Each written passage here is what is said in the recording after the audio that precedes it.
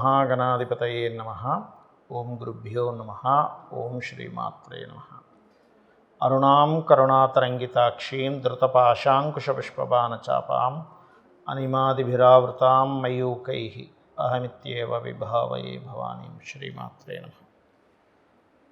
ప్రేక్షకులకి లలితాంబిక అమ్మవారి యొక్క అనుగ్రహం పరిపూర్ణంగా కలగాలని మనస్ఫూర్తిగా కోరుకుంటూ మనం ఈరోజు రవి యొక్క మార్పు మనకి ఆగస్టు 17వ తేదీ నుంచి సెప్టెంబర్ 16వ తేదీ వరకు రవి సింహరాశిలో తన ఓన్ హౌస్లోకి వెళ్తున్నాడు. కేతుతో కలిసి కూడా ఉన్నాడు.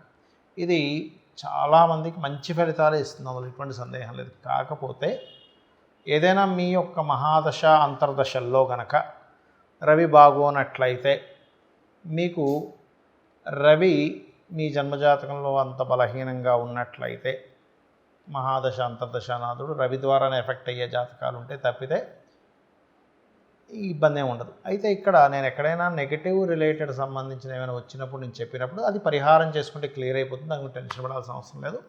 సూర్య అనుగ్రహం కోసం సూర్య నమస్కారం అంటే సూర్యుడిని నమస్కార ప్రియుడు అంటారు. సూర్య భగవానుడిని నమస్కరించుకుంటే చాలా తగ్గిపోతుంది. అయితే ఇక్కడ ద్వాదశ లగ్నాల వారికి లగ్నం తెలియని వారు రాశి చూసుకోండి. ఇక్కడ ఏమీ కన్ఫ్యూజన్ లేదు. లగ్నం తెలిస్తే ఫస్ట్ ప్రియారిటీ లగ్నానికి ఇవ్వండి. లేదండి మాకు లగ్నం తెలియదు రాశి, హ్యాపీగా రాశి చూసుకోవచ్చు. అయితే ఈ యొక్క విషయాలు చెప్తుంది నేనైనప్పటికీ కూడా చెప్పిస్తుంది సాక్షాత్ లలిత అమ్మవారిగా భావిస్తూ ఒక్కొక్క లగ్నము లేదా రాశి గురించి మనం తెలుసుకుందాం. మీన లగ్నము మీనరాశి. మీనం వారికి కనుక చూసుకున్నట్లయితే ఇక్కడ లగ్నం నుంచి 6వ స్థానంలో రవి యొక్క సంచారం, పూర్వజన్మ కర్మస్థానంలో ఎంటర్ అయింది రవి. కాబట్టి ఆగస్టు 17వ తేదీ నుంచి సెప్టెంబర్ 16వ తేదీ వరకు కూడా మీనము వారికి 6లో ఉండే రవి పరాక్రమాన్ని, శత్రువుపై జయాన్ని ఖచ్చితంగా ఇస్తాడు. గవర్నమెంట్ ఉద్యోగాల కోసం ఎవరైతే ప్రయత్నం చేస్తుంటారో ఆ యొక్క ప్రయత్నం 100% సఫలీకృతం అవుతుంది. అయితే ఇక్కడ మీ పర్సనల్ చార్ట్లో అసలు గవర్నమెంట్ జాబ్ యోగం ఉందా లేదా అనేటువంటి చెక్ చేసుకోండి.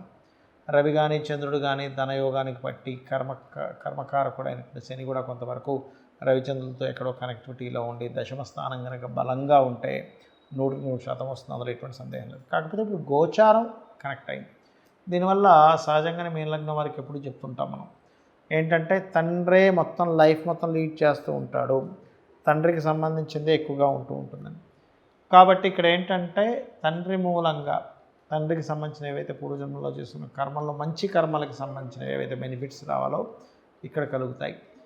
6లో ఉన్నందుకు లోన్స్ మూలంగా ధనము లేకపోతే మీకు రావాల్సిన ధనం రావడము, ఉద్యోగం విషయంలో 100% ఉద్యోగంలో మార్పు వల్ల మంచి జరగడము, దూర ప్రాంతాలకు వెళ్ళడం వల్ల ఉద్యోగాలు రావడం, ఇటువంటివి కలుగుతాయి, అందులో ఎటువంటి సందేహం లేదు. అయితే ఇక్కడ మీనలగ్నం వారికి ప్రధానంగా బిజినెసెస్లో ముఖ్యంగా ఏదైనా వ్యాపారం చేస్తున్నాము అందులో ఇంత ఇన్వెస్ట్మెంట్ చేయాలి, దాన్ని దాటి చేయడం లాంటివి చేయకూడదు ఇక్కడ రవి 6లో ఉన్నప్పుడు. ఎందుకంటే ఇక్కడ అప్పునిస్తూ ఉంటాడు. రుణం చేస్తే ఈజీగా వస్తూ ఉంటుంది, గవర్నమెంట్ సైడ్ నుంచి హెల్ప్ రావడము, గవర్నమెంట్ బ్యాంక్స్లో కూడా ధనం రావడం ఇట్లాంటివి ఇస్తూ ఉంటాడు. కాకపోతే ఇక్కడ ఏమైపోతుందంటే చేతిలో ధనం ఉండేసరికి ఎక్కువగా ఖర్చు పెట్టడం, అక్కడ 1 కోటి రూపాయలు సరిపోద్ది అనుకుంటే 2 కోట్లు ఖర్చు పెట్టడం లాంటివి చేస్తుంటారు ఇన్వెస్ట్మెంట్స్. ఈ యొక్క విషయంలో జాగ్రత్తగా ఉండండి. రాజరాజేశ్వరి అమ్మవారి యొక్క ఆరాధన చేయండి, అన్ని విధాలు బాగుంటుంది. సూర్య ఉపాసన ఒక్కొక్క మాసంలో లేదా ఒక్కొక్క సమయంలో గ్రహం మనకు బలంగా ఉన్నప్పుడు ఆ ఉపాసన అంటే మీ లగ్నం నుంచి ఎవరైతే ఆ పంచమాధిపతి అవుతారో ఆ సమయంలో చేసే ఉపాసన అద్భుతమైనటువంటి ఫలితాలు ఇస్తుంది, గుర్తుపెట్టుకోండి. అందులో ప్రధానంగా మనకి శాస్త్రాల్లోని వేదంలోని చెప్పినటువంటి అంశం ఏమిటి అంటే ఆరోగ్యం భాస్కరాదిత్య. మనకేం కావాలండి? అనారోగ్యం లేకుండా ఆరోగ్యంగా ఉంటే చాలు. ఆరోగ్యమే భాగ్యం అంటూ ఉంటారు. దీని గురించి మనకి సూర్యుడి గురించి మన రామాయణంలోని మహాభారతాల్లోని చూడండి. మహాభారతంలో కూడా సూర్యుడు కనుక ఆ కుంతీదేవి ప్రత్యక్షం చేసుకుంటుందో మంత్రం చదివి వచ్చి వెంటనే సంతానం ఇస్తాడు. అంటే అర్థం ఏమిటి? సూర్య ఆరాధన చేసిన వారికి సంతానం ఖచ్చితంగా ఉంటుంది. సూర్య ఆరాధన చేసిన వాళ్ళకి పేరు ప్రఖ్యాతులు వస్తాయి. ప్రమోషన్స్ రావట్లేదు, సూర్య ఆరాధన చేయండి. అదేవిధంగా నేమ్ అండ్ ఫేమ్ రావట్లేదు, సూర్య ఆరాధన చేయండి. అంటే చాలామందికి సందేహం ఆరాధన అంటే ఏం చేయాలి, ఎందుకంటే చాలామందికి ఈ తెలుగు టెర్మినాలజీ తెలియకపోవడం వల్ల కూడా ఆరాధన అంటే ఏం చేయాలండి అని అడుగుతుంటారు. ఆరాధించడం అంటే ఏమిటి, మనం చిన్నపిల్లల్ని బుద్ధి చేస్తాం, లేకపోతే ఒక గురువు గారి మీద ఇంట్రెస్ట్ ఉన్నప్పుడు ఆ గురువుని చాలా జాగ్రత్తగా మనం మా గురువు గారు అండి అనే ఫీలింగ్లోకి వెళ్తూ ఉంటాం. అలాగే మనకు బాగా ఇష్టమైన వ్యక్తిని ప్రేమగా చూసుకుంటాం. ఇక్కడ ప్రేమ ప్లేస్లో భక్తి అనేటువంటిది ఉంటుంది. అంటే స్వామి నీ వలనే కదా ఈ సమస్త లోకాలు వెలుగుతున్నాయి. అంటే మనం సైన్స్లోకి వెళ్తే ఇంకా సూర్యుడి కంటే చాలా పెద్ద పెద్ద ఉన్నాయి, ఇవన్నీ వింటాం. బట్ మనకున్నటువంటి పరిధిలో ఈ నవగ్రహాలు, ఈ భూమి, వీటికి ఇచ్చేటువంటి సూర్యభగవానుడే కదా.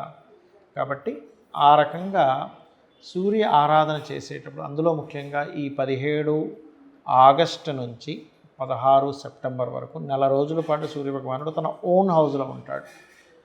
ఎవరైనా అనారోగ్యంతో బాధపడుతున్నటువంటి వారు సూర్య ఆరాధన కనుక చేసినట్లయితే ఖచ్చితంగా 100% వాళ్ళకి మార్పు వచ్చి తీరుతుంది. ఆరోగ్య సంబంధించిన అనారోగ్య విషయాల్లో ఇబ్బంది పడుతున్నటువంటి వారికి. అలాగే మరొక విషయం ఏంటంటే, మరి ఈ ఆరాధన చేసేటప్పుడు ఎటువంటి జాగ్రత్తలు తీసుకోవాలి, ఒక్కొక్క దానికి ఒక్కో జాగ్రత్త ఉంటుందండి. మనం పనిచేసే దానికి కూడా చూడండి, ఇప్పుడు ఫోన్ ఉంది, వాటర్లో పడకూడదు, వాటర్ ప్రూఫ్ అయితే పర్లేదు, పడితే ఏమవుతుంది, పాడైపోతుంది. అలాగే మనం ఒక డైట్ చేస్తున్నాం, ఉదాహరణకి చూడండి కీటో డైట్ అంటూ ఉంటారు, షుగర్ రివర్సల్ కోసం కీటో డైట్ చేస్తుంటాం. అప్పుడు ఏం చెప్తారు, ఏమంటే మీరు కార్బ్స్ అస్సలు తీసుకోకండి, ఈ 90 days 3 months చేస్తేనే మీకు డైట్ లోపల మెటబాలిజం మారుతుంది కాబట్టి. అంటే ఏమిటి, ప్రతి దానికి కొన్ని నియమాలు ఉన్నాయి. అయ్యప్ప స్వామి దీక్ష తీసుకుంటాం, మాల ధరించారంటే నియమాలు పాటించాలని. అలాగే సూర్య భగవానుడు అనుగ్రహం కావాలంటే లైఫ్ మొత్తము కూడా మీరు అర్థం చేసుకోవాల్సింది, ఆదివారం నాడు నాన్ వెజిటేరియన్ ముట్టుకోకూడదు. మనకి శాస్త్రాల్లో ఉంది, శ్రీతైల మధుమాంసాన్ని త్వజతే, అంటే స్త్రీని కలవకుండా ఉండడము, అంటే ఆ రోజు ఆదివారం నాడు కలవకూడదు సొంత భార్య అయినా కూడా. అలాగే తైలము అంటే తలకి నూనె పెట్టుకోకూడదు, మధువు మాంసము ఆదివారం నాడు స్వీకరించకూడదు అని చెప్తుంది శాస్త్రం. ఎందుకు అంటే ఇక్కడ శుక్ర సంబంధించిన, శని సంబంధించిన కార్యక్రమాలు మనం చేస్తున్నాం. దానివల్ల శుక్రుడు శయాసౌఖ్యానికి కారకుడు, సూర్యుడికి వ్యతిరేకమైనటువంటి ఎనర్జీ అది. నూనె శనికి సంబంధించింది, మధువు మాంసం కూడా శనికి సంబంధించినవి. వధ కదండి, మాంసం తింటున్నాం అంటే ఏమిటి, అక్కడ ఒక ప్రాణిని చంపేసి తింటున్నాం. కాబట్టి మధు అంటే ఒక మత్తు ఎక్కించేది, సూర్యుడేమో వెలుగు కారకుడు. అంటే నువ్వు డిఫరెంట్ ఎనర్జీస్లోకి వెళ్ళినప్పుడు ఈ ఎనర్జీ నీకు సపోర్ట్ చేయదు. ఎలా అయితే మనం పథ్యం చేయాలంటారు, కొన్ని ఆయుర్వేదంలో ఉంటుంది, మీరు ఇవి తినకండి, ఈ వంకాయ తినకండి, ఆలుగడ్డ తినకండి, ఇది ఆ ఔషధం వాడేటువంటి వారికి. ఆ రకంగా కనుక మీరు చూసుకున్నట్లయితే అప్పుడు మీరు ఈ జాగ్రత్తలు తీసుకోవాలి. అయితే ఈ 30 రోజులు కూడా బ్రహ్మచర్యం పాటించడము, అదేవిధంగా ఎవరైతే సూర్య ఉపాసన చేస్తుంటారో వాళ్ళు ప్రత్యేకంగా నాన్ వెజిటేరియన్ తినకుండా ఉండడం, మరియు మధు తీసుకోకుండా ఉండడం చేయాలి. ముఖ్యంగా ఈ నెల రోజుల పాటు మీరు అంటే సూర్యుడిని ఆరాధించాలనుకుంటున్నానండి, పేరు ప్రఖ్యాతలు రావట్లేదు, ప్రమోషన్స్ రావట్లేదు, లేనట్లయితే మాకు, ఎందుకంటే సూర్యుడు ఒక్కొక్క రాశిలో ఇచ్చే ఫలితానికి తన ఓన్ హౌస్లో ఉన్నప్పుడు ఇచ్చే ఫలితం చాలా అద్భుతంగా ఉంటుందండి. మీరు చూడండి, ఇది గోచార పరంగా కూడా ఎలా పనిచేస్తుంది అంటే, మనకి ఇప్పుడు ప్రస్తుతం ఈ సంవత్సరం విశ్వవసునామ సంవత్సరానికి రవి అధిపతి ఆయన ఓన్ హౌస్లోకి వస్తున్నాడు.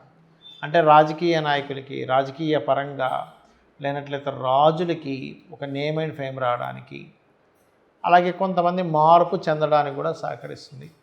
అదేవిధంగా మనకి గురువు కూడా నెక్స్ట్ ఒక 1-2 monthsలో కర్కాటకంలోకి వస్తాడు.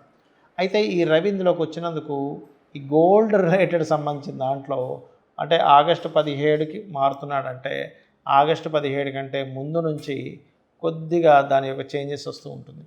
అంటే ఎట్లాగా ఆ కాంబినేషన్ ఏం చేస్తుందంటే, కొంచెం గోల్డ్లో యాక్చువల్గా అయితే మనకి గడిచిన 6-7 నెలల నుంచి విపరీతంగా పెరిగిపోయింది. 60-70 వేలు ఉండేటువంటిది కాస్త ఒక్కసారిగా 1,00,000కి చేరుకుంది. అక్కడ ఫ్లక్చువేట్ అవుతుంది. కానీ ఎప్పుడైతే కొంచెం August first week, second week నుంచి పెరగడం స్టార్ట్ అవుతుంది స్లోగా. అదొక 1 month 45 days ఉంటుంది దాని పీరియడ్. అంటే రవి కనుక పూర్తిగా సింహరాశిలోకి వెళ్ళినప్పుడు మళ్ళీ కొంచెం అప్ అవుతుంది. మళ్ళీ రవి కనుక కన్యారాశిలోకి వెళ్ళిపోయాడు మళ్ళీ అక్కడ ఆగిపోద్ది. కాబట్టి ఒక రకంగా చూస్తే కనుక సంవత్సరంన్నర పాటు ఒక దగ్గర ఆగి ఉంటుందండి. గోల్డ్ గుర్తుపెట్టుకుని ఒక ఆగి ఉంటుంది. కానీ ఈ రవి సింహరాశిలోకి ఎంటర్ అయినప్పుడు కొద్దిగా దాని ఇది పెరుగుతుంది. అదేవిధంగా కర్కాటకంలో గురువు వస్తున్నాడు. సిల్వర్ రేట్ బ్రహ్మాండంగా పెరుగుతుంది అక్టోబర్ నవంబర్ మాసాల్లో.